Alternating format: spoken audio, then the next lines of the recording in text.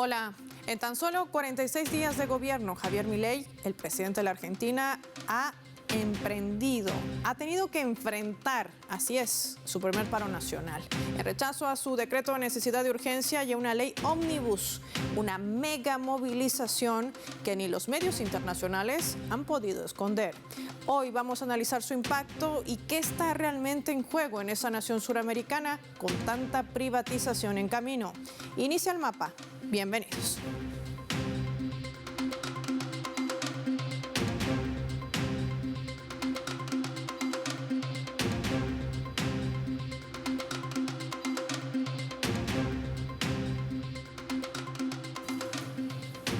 Les proponemos desplegar nuestro mapa y revisar algunos datos graficados para entender el impacto de este mega paro nacional en la Argentina.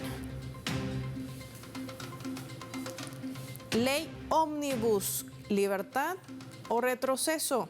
Identificamos en nuestro mapa mundi esta nación suramericana, la Argentina, para hablar de esta ley que está siendo tratada en el Congreso. El gobierno de Javier Milei, recordemos, promueve esta norma de bases y puntos de partida para la libertad de los argentinos, conocida como Ley Ómnibus. Es un megaproyecto, tiene 523 artículos. Esta legislatura impone concentraciones de poderes, pretende delegar en la figura del presidente el poder absoluto, es decir, gobernar a través de decretos de necesidad y urgencia, por sus siglas DNU. Además, ha dicho que contempla también a más de 40 empresas del Estado a las que ha declarado sujetas a privatización. Restringe también el derecho a la protesta, señala penas de hasta 5 años y deja libre el uso de armas a los organismos de seguridad. Contra la cultura también va y contra el campo, eliminando subsidios e incentivos a varios entes gubernamentales. Hay un cambio para el plan del sector jubilado, reduciendo así sus beneficios, dejando abierta la puerta para que el Ejecutivo sostenga nuevas deudas con organismos internacionales sin tener que pasar por el Congreso. Esto es vital señalarlo también dentro de nuestro mapa. Seguimos desplegando el mismo para entender el impacto de lo que ha sido el gran paro nacional desarrollado este 24 de enero. Una de las más grandes movilizaciones generadas en los últimos tiempos a nivel nacional. Ahí también vemos cómo los ciudadanos se activaron en gran parte del territorio nacional identificado en distintas provincias: Zárate, Ensenada, Buenos Aires, La Plata, San Nicolás, Azul, Olavarria, Tandil, Mar del Plata, Bahía Blanca, Bolívar, Junín, por reseñar algunas de ellas, donde se ha parado el trabajo, han salido a protestar burlando sobre todo este protocolo implementado por la actual ministra de Seguridad, Patricia Bullrich. Para tener más contexto, hablemos de la situación de la Argentina, esta nación suramericana que ha hecho sentir su malestar en torno a la ley ómnibus y también a este decreto de necesidad y urgencia, saliendo a las calles el día de ayer. También han sido solidarios otros países donde se han sumado a esta clase trabajadora en la Argentina. Han salido a protestar, por ejemplo, en Centroamérica, en México, en América del Sur, en Brasil, en Paraguay, en Uruguay, en Chile, en Bolivia. Si nos vamos al otro continente, también está Ámsterdam, Reino Unido, Bélgica, Francia, España, Alemania y en Roma, donde la gente se ha solidarizado, sobre todo la clase trabajadora, alzando su voz por la lucha del pueblo argentino, para manifestar también su acompañamiento ante el retroceso de estas conquistas sociales que quiere, de alguna manera, implementar justamente el gobierno de Javier Milei. ¿Pero qué implica esto? Vamos a conversar por ello con nuestro invitado. Nos acompaña en directo Gabriel Merino con nosotros. Hola, Gabriel, él está justamente en la Argentina. Esta es una movilización que ha tratado de ser escondida por el gobierno. Lo veíamos temprano a Manuel, justamente el vocero de la presidencia, Adorni, me refiero, de la presidencia de la Argentina, decir que solo eran 40.000 personas, pero más allá de las cifras, más allá de tratar de esconder lo que pasaba en este mega paro nacional, hay un mensaje claro de la clase trabajadora y de eso me gustaría hablar contigo. ¿Qué le dice la clase trabajadora con este megaparo al ejecutivo de Milei? ¿Qué tal, Paola? Un gusto estar contigo nuevamente. Bueno, como vos bien decís, hay un mensaje claro de la clase trabajadora argentina con una movilización contundente, no solo en Buenos Aires y alrededores, sino en todo el país, y que ha conmocionado profundamente a la política argentina. Está diciendo no al plan de Milei, no solo no al ajuste y al tipo de ajuste que recae sobre todo en los trabajadores y no en la casta como había prometido, ¿no? Al contrario, los grandes grupos económicos y las tradicionales élites argentinas son los grandes ganadores de este programa de ajuste, sino que está diciendo también no a las reformas estructurales que quiere llevar adelante, algunas de las cuales vos mencionabas, no a una política previsional que afecta a los jubilados y los va a empobrecer aún más, que ya se encuentra en una situación complicada, no a una reforma laboral regresiva y en contra de los trabajadores, que extiende los periodos de prueba de contratación flexible, que disminuye cargas y contribuciones, que afecta a las indemnizaciones por despidos, etcétera, etcétera, etcétera. No también a una reforma tributaria regresiva. Y esto también es una contradicción muy fuerte con el discurso de campaña de Milei, que había dicho que antes de subir impuestos iba a cortar un brazo, o que había sido una política de que un impuesto era un robo. Y estas reformas lo que traen es más impuestos sobre la clase trabajadora, más impuestos sobre el sector productivo y una reforma tributaria regresiva en donde los que más tienen menos paguen, sobre todo de los sectores de la gran propiedad. Entonces le está diciendo también no a eso.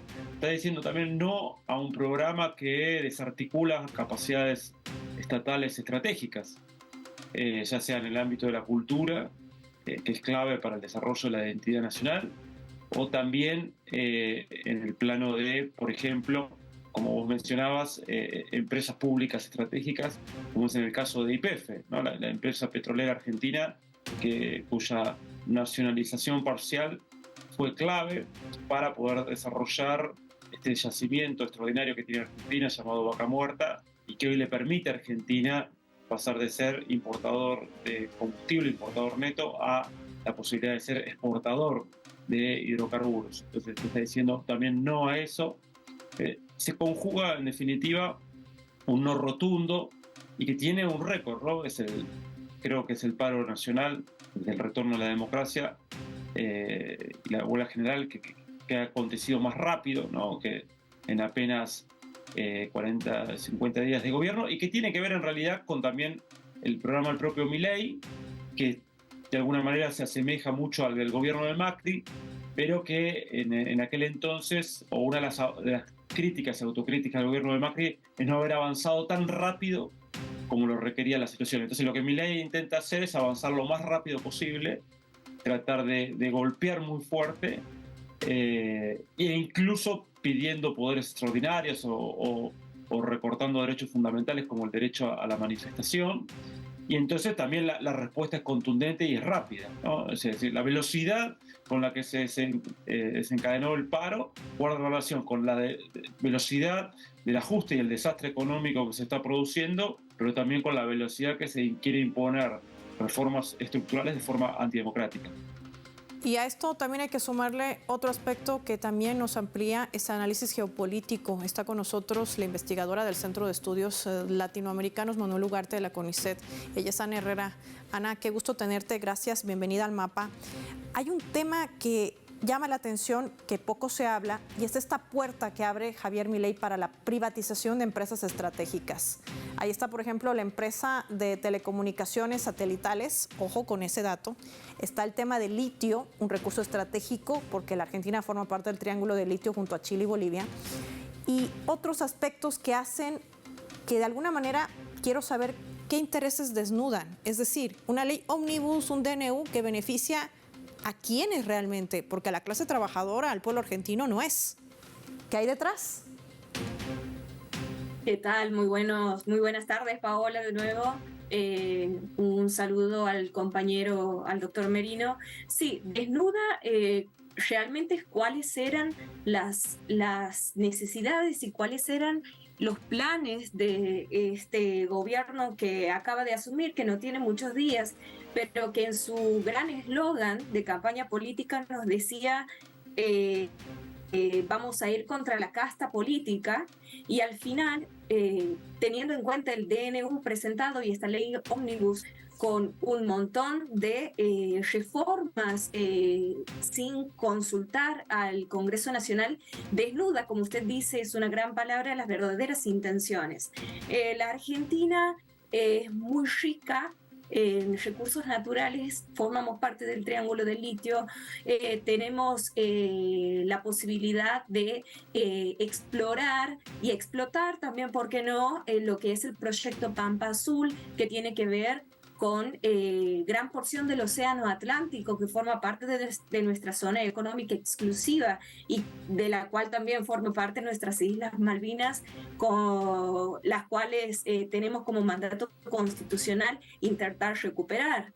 A su vez, la Argentina posee muchas reservas de gas y muchas reservas de petróleo, y privatizar estas empresas lo que va a significar es, acompañado de nuevas reformas, gracias a estos dos proyectos inconsultos, llevar a que las grandes empresas vengan, exploten nuestros recursos naturales y se vea perjudicada la Argentina sin tener un control exacto de qué es lo que se va a extraer, y al mismo tiempo viene aparejado de, por ejemplo, un aumento del impuesto a las ganancias para los trabajadores, en vez de aumentar lo que sería el impuesto a las grandes fortunas, y también abrir las puertas de los bancos y del mercado a que cualquier extranjero o cualquier argentino pueda blanquear sus capitales sin siquiera informar la procedencia, el porqué,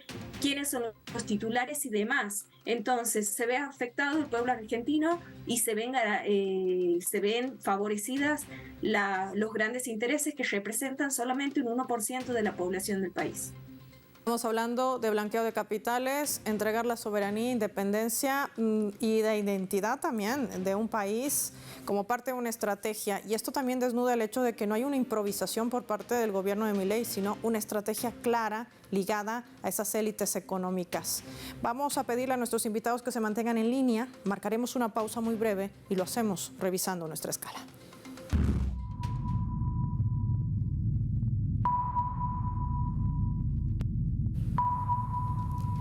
Esta vez a través de este portal web, Página 12, que estaba titulando así muy temprano. Así reflejaron los medios internacionales el primer paro nacional contra el gobierno de Javier Milei. Y es que el cuerpo de la noticia habla que el New York Times, El País, Folha de Sao Paulo y Le Monde, entre otros, siguieron de cerca esta jornada de movilizaciones en toda esa nación suramericana, donde miles de manifestantes rechazaban este mega decreto de necesidad de urgencia y la ley ómnibus. La masiva marcha de la CGT y otras organizaciones políticas, sindicales, sociales, la gente a pie también se estaba sumando el miércoles. Tuvo eco en toda esa nación y también en el resto del mundo. Imágenes de movilizaciones que tuvo también su epicentro frente al Congreso de la Nación en Buenos Aires, y se dio en el marco de un paro general en todo ese país. Llegaron a las portadas de los diarios más importantes de todo el mundo. Es decir, nadie pudo esconder lo que ayer vivía la Argentina en rechazo a esas políticas neoliberales. Ni siquiera el protocolo de seguridad implementado por la actual ministra de Seguridad, Patricia Bullrich, tuvo efecto. Ya volvemos.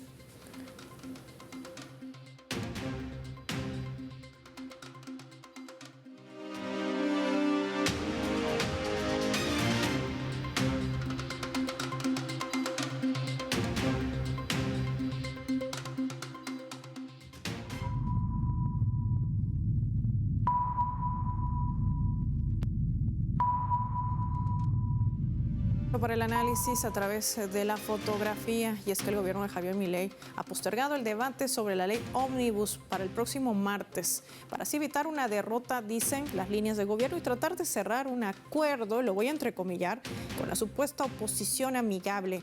Y es que la Cámara de Diputados ha quedado dividida de la siguiente manera. En las pasadas elecciones de octubre, recordemos, Unión por la Patria, que es el principal opositor, tiene 105 bancadas. Juntos por el Cambio 93, en la que forma parte justamente Mauricio Macri, y La Libertad Avanza 38. Por ello, las diferencias quedaron expuestas en el plenario de comisiones y por tanto el lema "no negociamos, aceptamos sugerencias" ya no le cree absolutamente nadie. Gabriel, viendo este mapa político interno de esta nación, de la Argentina, nos preguntamos, es cierto, no le alcanzan los números a Milei para aprobar esta denominada ley ómnibus, pero aquí viene la advertencia o la amenaza del ministro de Economía, Toto Caputo, quien les decía a los diputados y a los gobernadores: si ustedes votan en contra de esta ley, no habrá recursos, se les corta todo financiamiento. La gran pregunta es, ¿qué va a negociar Milei? O sobre todo, ¿qué presión va a ejercer Milei para que el panorama vuelque a su favor? Bueno, Paola, la amenaza es muy clara, ¿no? El Toto Caputo, el ministro de Economía, perdón, me estoy escuchando a mí mismo. El ministro de Economía dice claramente que amenaza a las provincias para que cedan y de alguna manera corran sus reclamos y acepten este plan de ajuste. Entonces lo que amenaza es sobre todo a las transferencias a las provincias, no solo a las transferencias de nación, sino también del Banco Central, para hacer quebrar las instituciones financieras de las distintas provincias.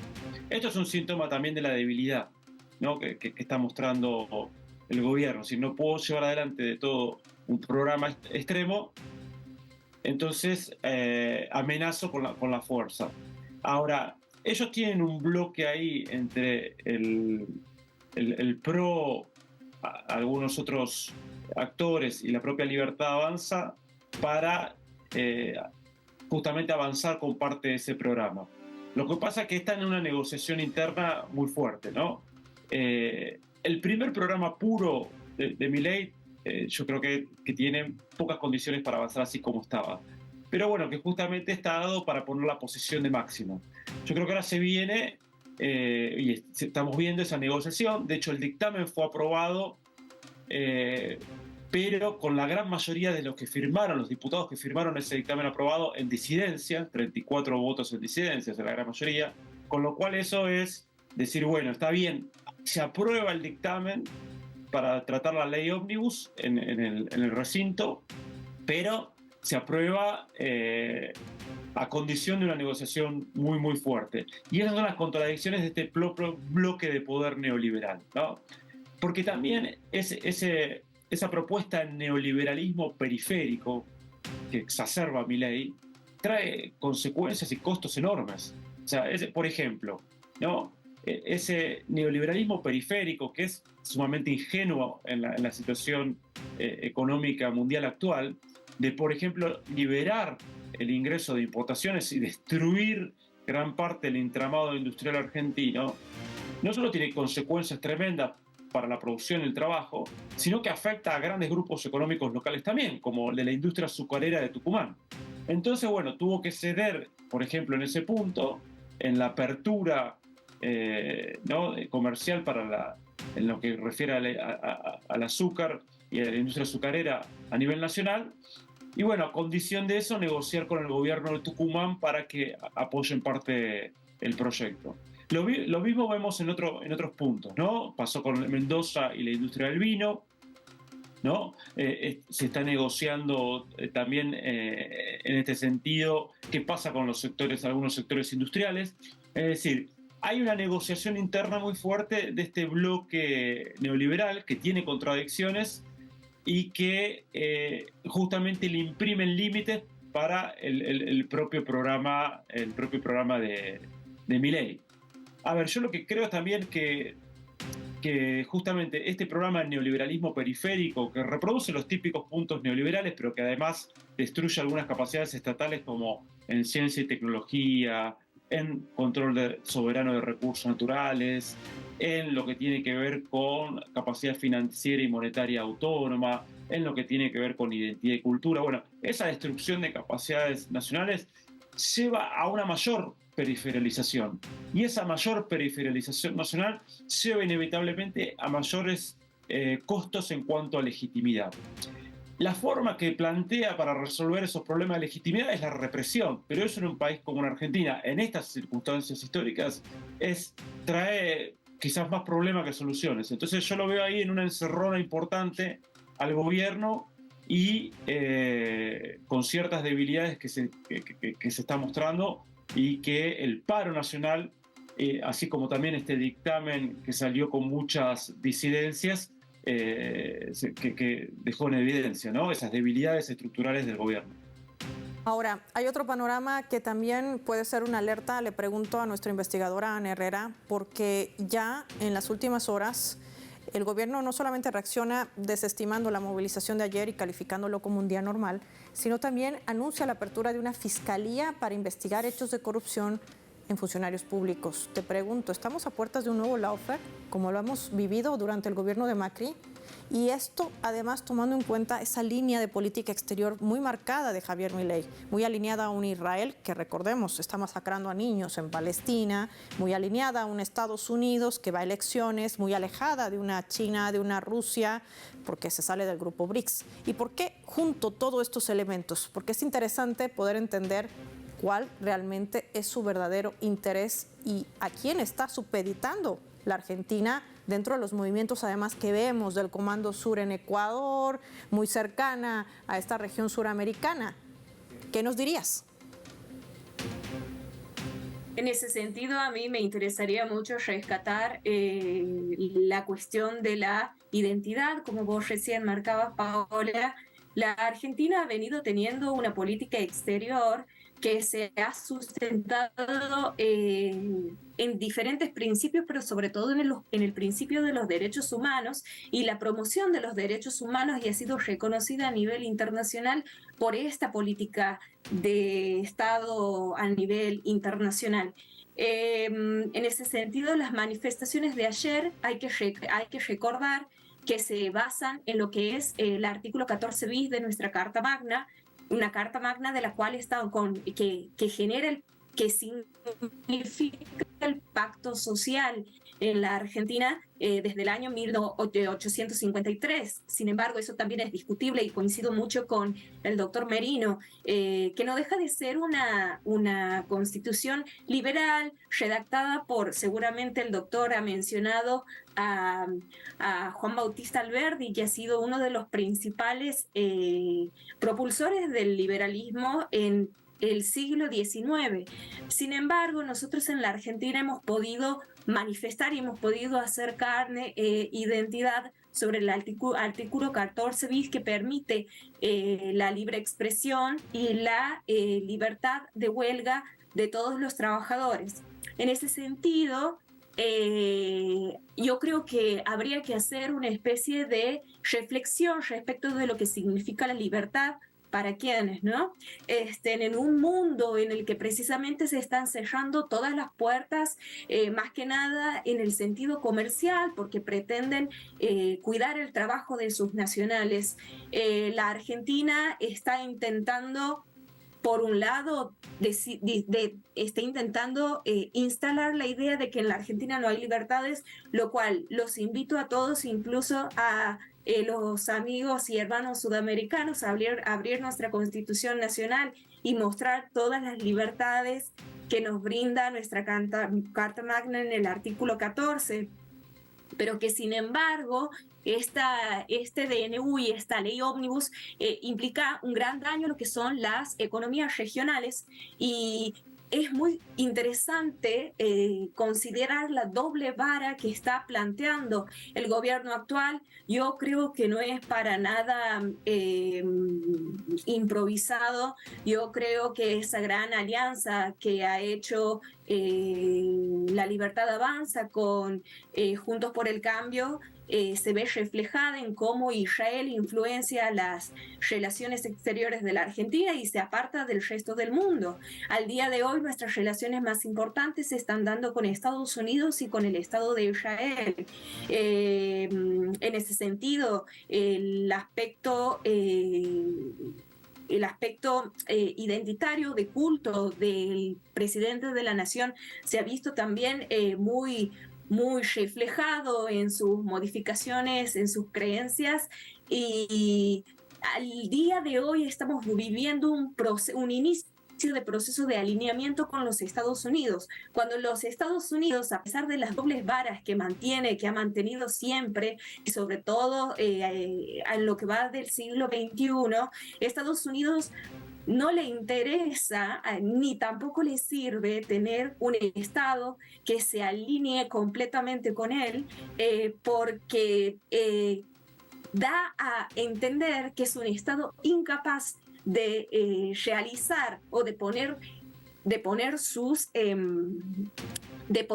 sus cortes, sus metas, de manifestar hasta dónde se puede llegar el intervencionismo de otros países.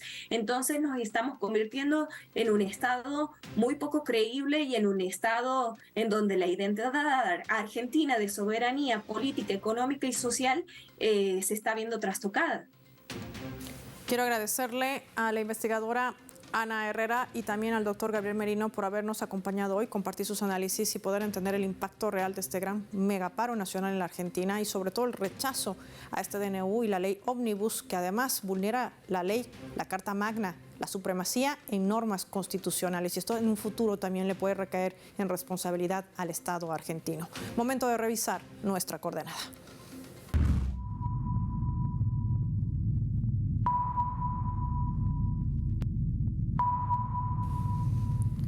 Hay otros hechos geopolíticos que también se desarrollan y tienen impacto en el mundo. Hoy Ignacio Lemus, desde Brasil, nos va a comentar sobre cómo perfila esta nación suramericana para asumir la presidencia, recordemos, de uno de los grupos también amplios en el planeta, el G20. ¿Qué implica esto para esta nación suramericana y sobre todo, si implementará aún más o con mayor fuerza esa mirada desde el sur global? Veamos.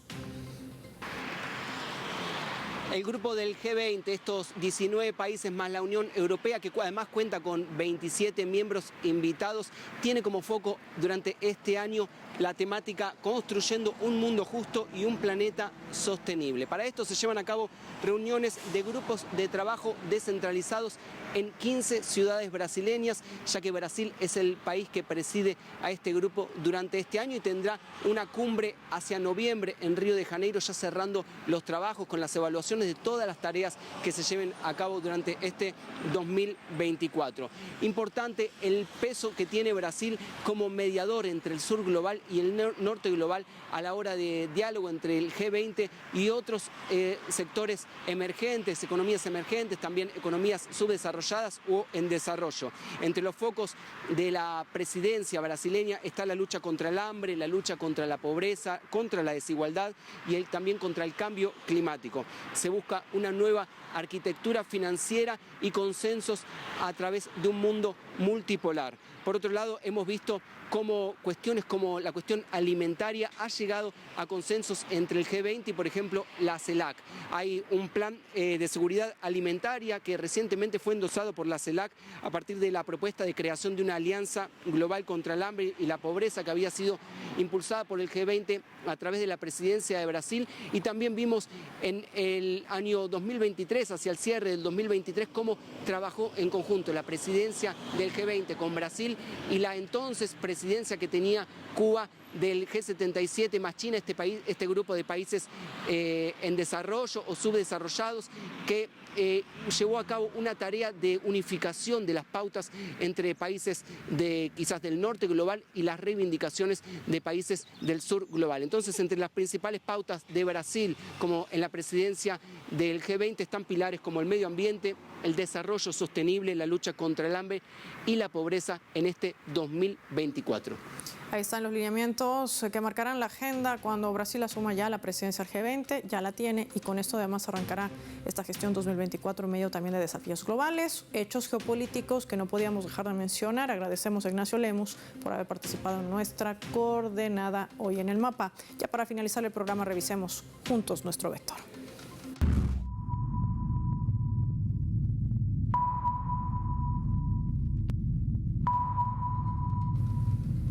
Y nuestro radar en el mapa hoy nos refleja el vector que son los 3 aspectos relevantes sobre el gran paro nacional desarrollado en la Argentina en contra del DNU y de la ley Ómnibus. Milei está implementando una estrategia para entregar a esa nación suramericana a una élite económica con fines también geopolíticos. El paro nacional ha demostrado esa fortaleza de la clase trabajadora que le está perdiendo el miedo a esa mediática internacional para evitar que ellos salgan a protestar contra medidas neoliberales. Argentina se está jugando su soberanía, identidad y también su propia subsistencia. Soy Paola Pérez y nos vemos en otra edición del Mapa.